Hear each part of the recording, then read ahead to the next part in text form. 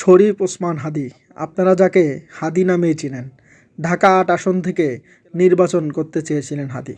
সে অনুযায়ী সে প্রচারণাও চালিয়ে যাচ্ছিলেন। হাদীর রাজনৈতিক পরিচয় সে ইনকিলাব মঞ্চের মুখপাত্র বা ইনকিলাব মঞ্চের আহ্বায়ক ছিলেন। হাদী ছিলেন এক তরুণ যুবক, যাকে দেখে বাংলার যুবকদের আধিপত্যবাদী যে বিরোধী যে আন্দোলন, সে আন্দোলনের আভাস পাওয়া যায়। যে তেজস্বী তার কণ্ঠস্বর ছিল। হাদীর নির্বাচনী প্রচারণা কেমন ছিল সেটি অনেকেরই জানার ইচ্ছা। আসুন আপনাদেরকে শোনাই হাদীর নির্বাচনী প্রচারণা কেমন ছিল। আমি একজন সাংবাদিক হওয়ার কারণে হাদীর সাথে বেশ কয়েকটি নির্বাচনী প্রচারণায় যেতে হয়েছিল। অফিসের কাজে নির্বাচনী প্রচারণা কেমন তার সেটা দেখার দায়িত্ব ছিল আমার। আমি দেখেছি তার প্রচারণার কৌশল।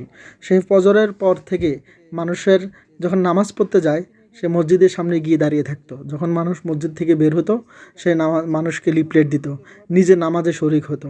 ছোট ছোট বাচ্চারা আমি দেখেছি তাকে দেখে দৌড়ে তার কাছে আসতো।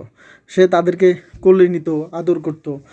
আমি অনেক মহিলাদেরকে দেখেছি, অনেক বয়স্ক মানুষকে দেখেছি তার সাথে ছবি তুলছে, তার সাথে তারা হাসছে। অনেক শিশুরা বলছে তারা হাদী ভাইকে ভোট দিবে, কিন্তু তাদের বয়সই হয়নি ভোট দেওয়ার। আসলে হাদী এক অনন্য মানুষ ছিল।